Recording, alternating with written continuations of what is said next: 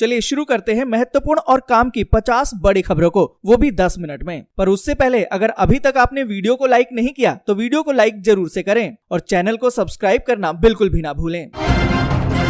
हाँ दोस्तों, आज की पहली बड़ी खबर कि जो बाइडेन ने तीसरे विश्व युद्ध की दी चेतावनी, कहा कि पुतिन आक्रामक है, उन्हें इसकी कीमत चुकानी होगी। आपको बता दें कि अमेरिकी राष्ट्रपति जो बाइडेन ने लातविया, एस्टोनिया, रोमानिया जैसे देशों में जिसकी सीमा रूस से सटी हुई है वहां अपने 12,000 सैनिक भेज दिए हैं। पर उन्होंने जोर देकर कहा है कि यूक्रेन में तीसरा विश्व युद्ध नहीं लड़ने जा रहे हैं। लेकिन उन्होंने ये कड़ा संदेश भी भेजा है कि वॉशिंगटन नाटो के दायरे में आने वाली हर इंच जमीन की रक्षा करेगा। साथ ही उन्होंने कहा कि अगर हम जवाबी कार्रवाई करते हैं तो तीसरा विश्व युद्ध तो निश्चित है। और इन सबके बीच दोस्तों अगली बड़ी खबर की कीव की घेराबंदी तेज, रूसी हमले में सैन्य एयरबेस तबाह, यूक्रेन ने भी 362 टैंकों को नष्ट करने का किया दावा।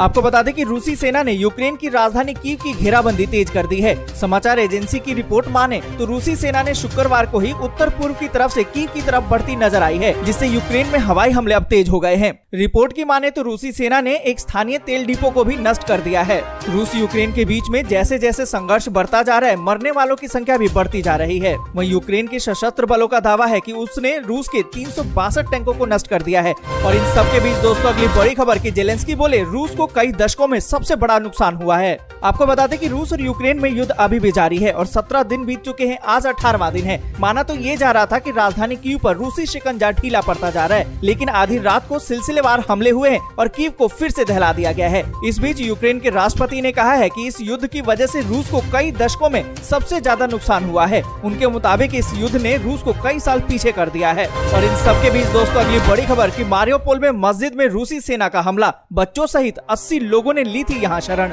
आपको बता दें कि रूस और यूक्रेन के बीच में लगातार युद्ध जारी है। 18वां दिन का युद्ध शुरू हो चुका है। दोनों देश एक दूसरे के सामने झुकने के लिए तैयार नहीं है। इस बीच आपको बता दें कि यूक्रेन के विदेश मंत्रालय ने कहा है कि रूसी सेना ने यूक्रेन के बंदरगाह शहर मारियोपोल में एक मस्जिद पर हमला किया है, जहां तुर्की के नागरिकों सहित 80 से अधिक वयस्कों और बच्चों ने शरण ली थी। मंत्रालय ने दावा किया कि मारियोपोल में सुल्तान सुलेमान की बनाई मस्जिद पर रूस ने आक्रमण किया है। साथ ही उन्होंने हताहत के बारे में अभी विवरण नहीं दिया है। और इन सब के बीच दोस्तों अगली बड़ी खबर की युद्ध के बीत गए 17 दिन, कीव पर कब्जे का रशियन मिशन अभी भी अधूरा। आपको बता दें कि रूस ने सोचा भी नहीं होगा कि कीव पर कब्जा करना उसके लिए इतना मुश्किल हो जाएगा। आज रूस यूक्रेन के 18वां दिन का युद्ध है और कीव पर कब्जे का रशियन मिशन अब भी अधूरा है, क्योंकि यूक्रेनी फौज ने जिस तरह से काउंटर अटैक किया उसका अंदाजा रूस तो क्या किसी को भी नहीं था। हालांकि रूसी सेना ने यूक्रेन की राजधानी कीव को 3 तरफ से घेर लिया है। उत्तर में इरपिन, पश्चिम में बूचा और मारियोपोल और पूर्व में ब्रोवरी पर रूसी सेना लगातार हमले कर रही है। तो वहीं यूक्रेनी सेना भी रूस के हमलों का करारा जवाब दे रही है। और इन सबके बीच दोस्तों अगली बड़ी खबर कि रूसी हमले में यूक्रेन का खाद्य भंडार गोदाम राख, 4 सैनिकों की मौत, यूएस ने की रूस की घेराबंदी। आपको बता दें कि रूस और यूक्रेन के बीच में जिस तरह से युद्ध चल रहा है उसके 17 दिन बीत चुके हैं, पर जंग अभी भी जारी है। इस बीच रूसी सेना अब कीव को घेरने की तैयारी कर रही है। ओडेसा में सुबह से ही हमला जारी है। कीव में भी रूसी सैनिकों ने हमला किया है। रूसी हमले में यूक्रेन के ब्रोवरी में खाद्य भंडारण गोदाम को राख कर दिया गया है। उधर अमेरिका ने रूस की घेराबंदी के लिए 12,000 सैनिकों को भेज दिया है। रूसी सेना ने जो हमला किया है उसमें 4 सैनिकों की मौत हो गई है, जबकि 6 लोग घायल हैं। और इन सबके बीच दोस्तों अगली बड़ी खबर कि यूक्रेन पर बढ़ते रूसी हमलों के बीच पलायन का दर्द, हर तरफ है दहशत। आपको बता दें कि यूक्रेन पर रूसी हमले के बाद जिंदगी नई करवट ले रही है। पलायन ने तो द्वितीय विश्व युद्ध के बाद से सबसे गंभीर संकट को पैदा कर दिया है। संयुक्त राष्ट्र के अनुसार कम से कम 22 लाख लोग देश छोड़कर अन्य देशों में शरणार्थी बन गए हैं। यूक्रेन पर बढ़ते रूसी हमलों के बीच जान बचाने के लिए लोगों का पलायन अब भी जारी है। रूसी सैनिकों के हमले से यूक्रेन के प्रमुख शहर खंडहर में तब्दील हो चुके हैं। और इन सबके बीच दोस्तों बड़ी खबर, अखिलेश यादव और आजम खान ने लिया बड़ा फैसला,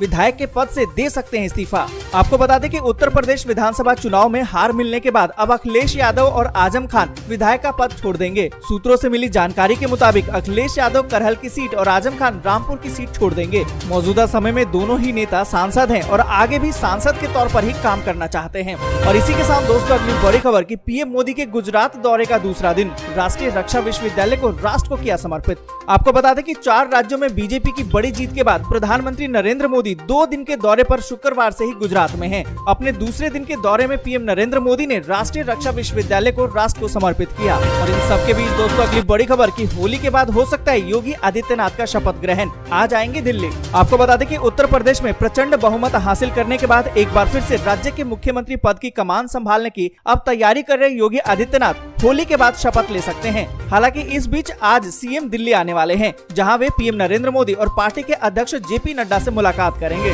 और इसी के साथ दोस्तों अगली बड़ी खबर कि पंजाब के बाद अब हरियाणा में राजनीतिक जंग के घोड़े तलाशेंगे केजरीवाल, ब्यूरो कैरेट्स भी हैं संपर्क में। आपको बता दें कि दिल्ली से बाहर निकलकर पंजाब में पूर्ण बहुमत की सरकार बनाने वाली आम आदमी पार्टी की निगाह अब हरियाणा पर है। पंजाब की गद्दी अपने राजनीतिक संकट के साथ ही भगवंत मान को सौंपने के बाद दिल्ली के मुख्यमंत्री और आम आदमी पार्टी के सुप्रीमो अरविंद केजरीवाल हरियाणा के साथ साथ हिमाचल प्रदेश में भी पार्टी का जनाधार बढ़ाने के लिए काम करेंगे। और इसी के साथ दोस्तों अगली बड़ी खबर की कांग्रेस में नए अध्यक्ष के लिए जल्द चुनाव चाहते हैं G23 के नेता। अब किसे मिल सकती है पार्टी की कमान? 5 राज्यों के विधानसभा चुनाव में कांग्रेस की करारी हार के बाद कांग्रेस के वरिष्ठ नेता गुलाम नबी आजाद के घर पर शुक्रवार की शाम बैठक हुई। कहा तो ये जा रहा है कि बैठक में शामिल नेताओं ने अपनी पुरानी मांगों को फिर से पार्टी नेतृत्व के सामने रखने की बात कही है। ये नेता लंबे समय से स्थायी राष्ट्रीय अध्यक्ष बनाने की मांग कर रहे हैं। और आपको बता दें कि कहा तो ये जा रहा है कि G23 के नेताओं ने अगले अध्यक्ष के रूप में सचिन पायलट जैसे किसी चेहरे को आगे बढ़ाने की बात कही है। राहुल गांधी के मना करने पर जिन नेताओं की दावेदारी सबसे मजबूत होगी उसमें सचिन पायलट एक। तो अगली बड़ी खबर की भूल कर भी ना करेंगे 4 गलतियां, अटक सकता है पीएम किसान योजना का पैसा।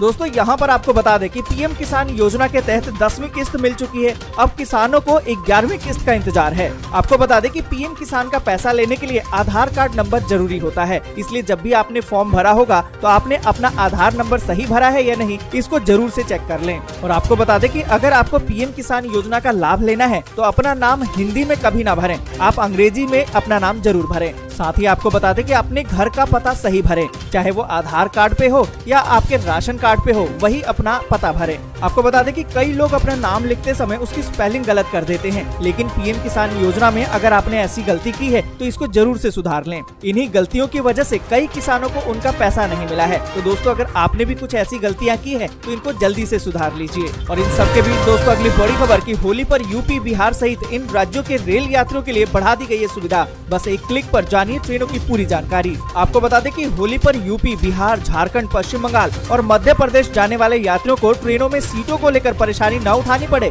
इसके लिए उत्तर रेलवे मंडल ने मुख्यालय की तरफ से ट्रेनों में अतिरिक्त कोच लगाए जाने की सूचना दे दी है। आपको बता दें कि उत्तर रेलवे मंडल मुख्यालय की तरफ से जारी आदेश के मुताबिक फिलहाल देहरादून से इंदौर जाने वाली ट्रेन में एक अतिरिक्त स्लीपर कोच लगाया गया है। वहीं 15 और 16 मार्च को संचालित होने वाली देहरादून उज्जैन एक्सप्रेस में भी एक अतिरिक्त स्लीपर कोच लगाया जाएगा। और इसी के साथ दोस्तों अगली बड़ी खबर कि अगले सप्ताह लगातार 4 दिन बंद रहेंगे बैंक। ब्रांच जाने से पहले चेक कर लें छुट्टियों की पूरी लिस्ट।